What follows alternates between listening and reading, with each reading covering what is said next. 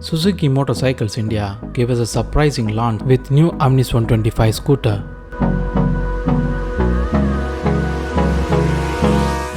This comes as a direct rival to the Honda Dio, the Yamaha Ray and TVS Ntorq. The scooter is sure sporty in design, but we can see similarities between TVS and Ntorq, especially the front apron design remains as the Ntorq's design language.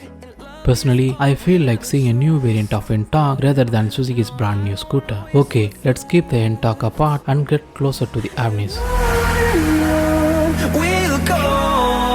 Of course, the overall design looks excellent. The front sculpted body panels with dual tone theme works well. The best part is the visor and turn signal design on the top, which looks unique.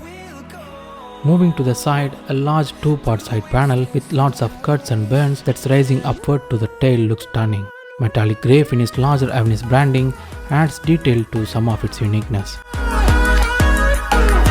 The rear gets a high-mounted LED split lamps flanked by a egg-shaped design pattern. Then below the tail lamps, we get the turn signals that's placed maximum on the edge possible. What Suzuki claim is the motorcycle-inspired rear indicators. Above, we get the external fuel filler cap, and thanks to the easy opening through the front panel, because having an external fuel cap with key lock on Access 125 is pretty annoying.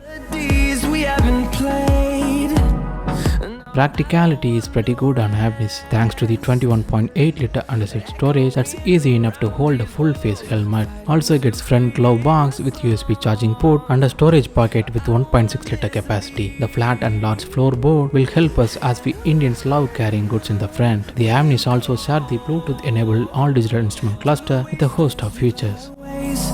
Till my shadow turns to sun rays and on. Powering the Avenis is the same fuel-injected engine from Access 125, making 8.7 PS power and 10 Nm of torque driven by a CVT transmission. The same way, it also shares the alloy wheel and exhaust cover design with the Bergman Street. Comes in 4 dual-tone color options: grey with lush green, orange with sparkle black, white with fibron grey, and matte black with sparkle black. The Suzuki Avenis is priced at 86,700. It also gets a MotoGP edition which is priced at 87,000. The price difference between Ntorq and Avenis is super massive, as Ntorq's price starts at 73,270 for the normal variant, and even the top of the spec Race XP edition is priced at just 85,025, which gets more powerful engine making 10.06 horsepower and 10.8 Nm of torque, yet still it's priced almost 2,700 rupees lesser than the Avenis base spec. So that's it. What do you think of the design and features of the Suzuki's new offering? Share your thoughts in the comment section below. Thanks for watching.